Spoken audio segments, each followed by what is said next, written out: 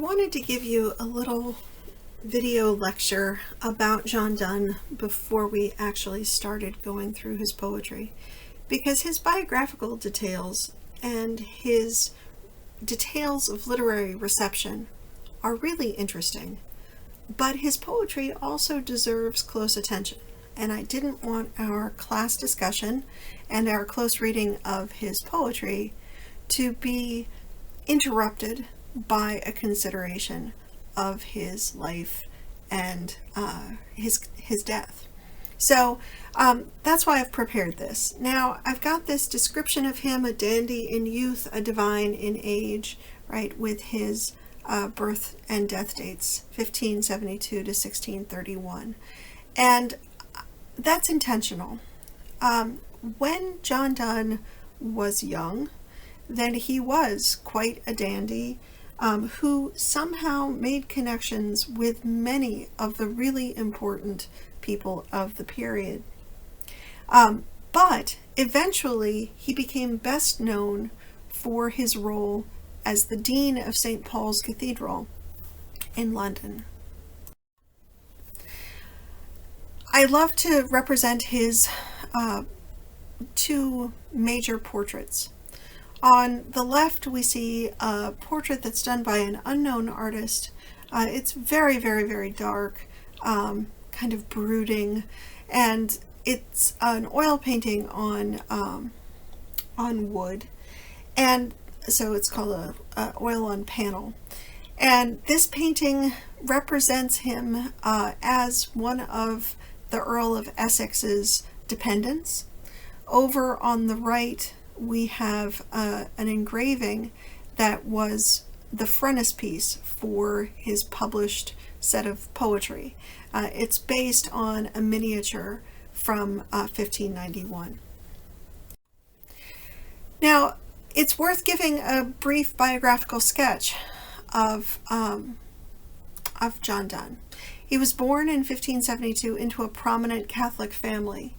And this is really important because he was coming to maturity in Queen Elizabeth's reign, as well as the reign of King James, the first of England, the fourth of Scotland, who becomes the Protestant monarch in 1603.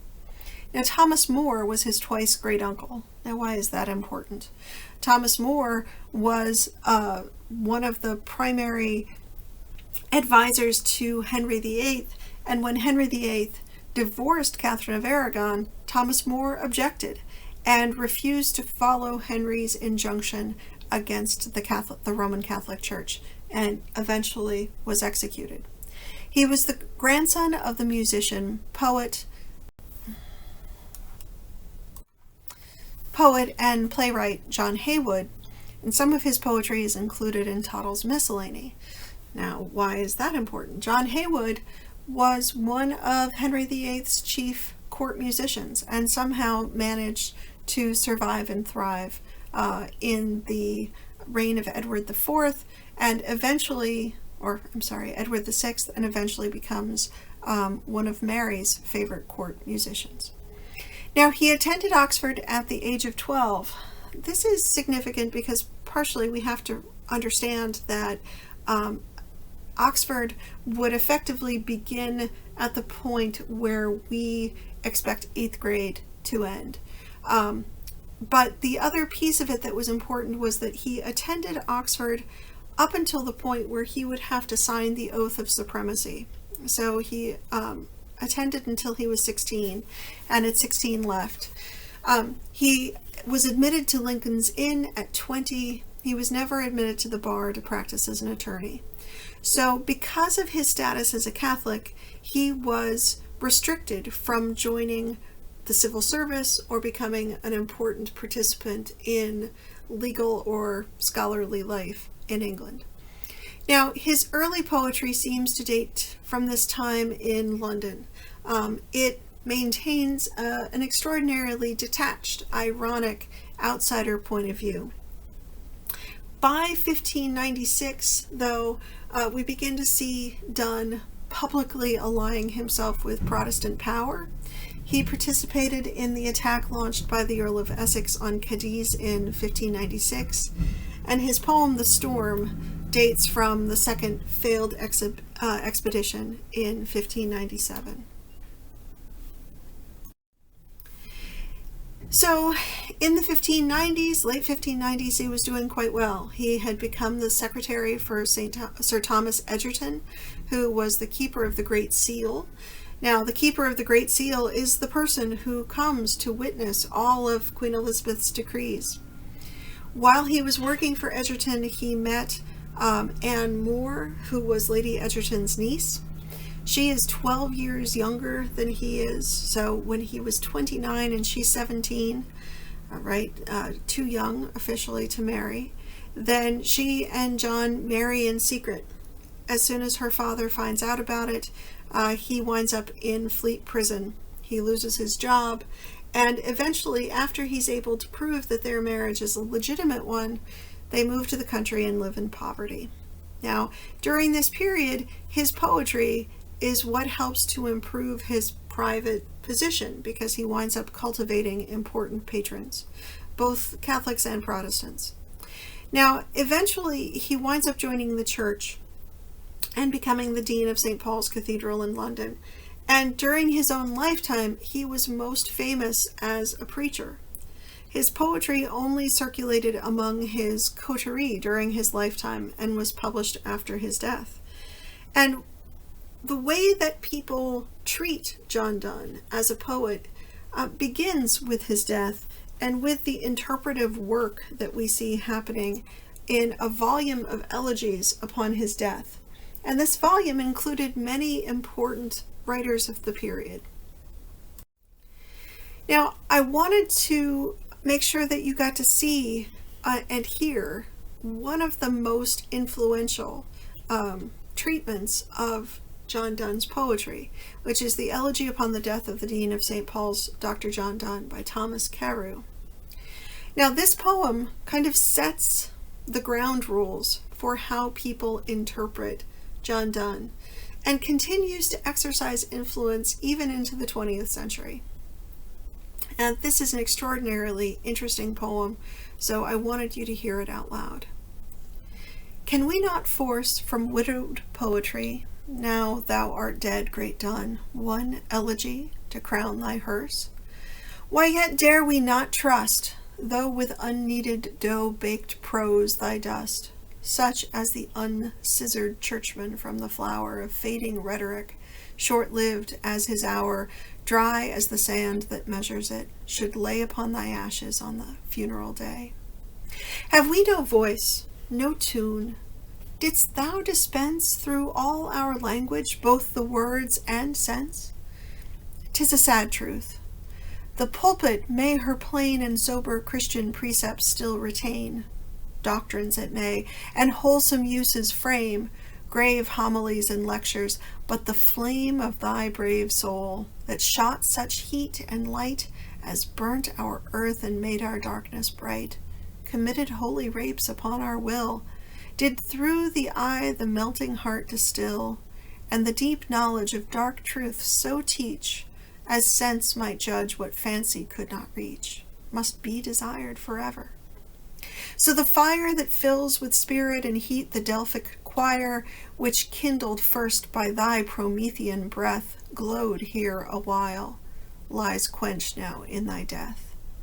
The Muses' garden, with pedantic weeds o'erspread, was purged by thee, the lazy seeds of servile imitation thrown away, and fresh invention planted. Thou didst pay the debts of our penurious, bankrupt age. Licentious thefts that make poetic rage a mimic fury, when our souls must be possessed, or with Anacreon's ecstasy, or Pindar's not their own, the subtle cheat of sly exchanges, and the juggling feat of two-edged words, or whatsoever wrong by ours was done the Greek or Latin tongue, thou hast redeemed. and opened us a mine of rich and pregnant fancy, drawn a line of masculine expression, which had good old Orpheus seen, or all the ancient brood our superstitious fools admire, and hold their lead more precious than thy burnished gold. Thou hadst been their exchequer, and no more, they each in others' dust had raked for ore. Thou shalt yield no precedence but of time, and the blind fate of language, whose tuned chime more charms the outward sense. Yet thou mayst claim from so great disadvantage greater fame, since to the awe of thy imperious wit our stubborn language bends, made only fit with her tough thick-ribbed hoops to gird about thy giant fancy, which had proved too stout for their soft melting phrases, as in time they had the start, so did they cull the prime buds of invention many 100 year, and left the rifle fields besides the fear to touch their harvest. Yet from those bare lands of what is purely thine, thy only hands, and that thy smallest work, have gleaned more than all those times and tongues could reap before. But thou art gone, and thy strict laws will be too hard for libertines in poetry. They will repeal the goodly exiled train of gods and goddesses, which in thy just reign were banished nobler poems. Now with these the silenced tales of the metamorphoses shall stuff their lines and swell the windy page, till verse, refined by thee, in this last age turn ballad rhyme, or those old idols be adored again with new apostasy. O pardon me that break with untuned verse the reverend silence that I tends thy hearse, whose awful solemn murmurs were to thee more than these faint lines, a loud elegy, that did proclaim in a dumb eloquence the death of all the arts, whose influence, grown feeble, in these panting numbers lies, gasping short-winded accents, and so dies. So doth the swiftly turning wheel not stand in the instant we withdraw the moving hand, but some small time maintain a faint, weak course, by virtue of the first impulsive force.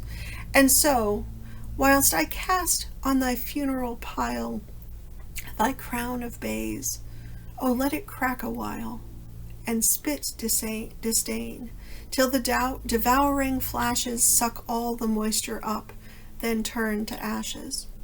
I will not draw the envy to engross all thy perfections, or weep all our loss. Those are too numerous for an elegy, and this too great to be expressed by me. Though every pen should share a distinct part, yet art thou theme enough to tire all art. Let others carve the rest, it shall suffice. I on thy tomb this epitaph incise. Here lies a king that ruled as he thought fit the universal monarchy of wit.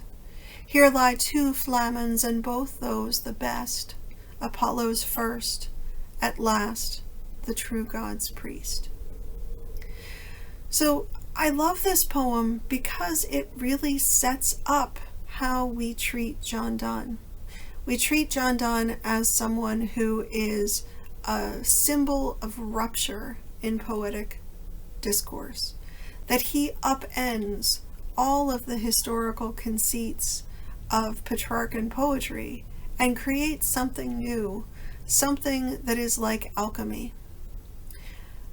So I look forward to seeing what you have to say about John Donne, and I look forward to our discussion on Tuesday. Thanks.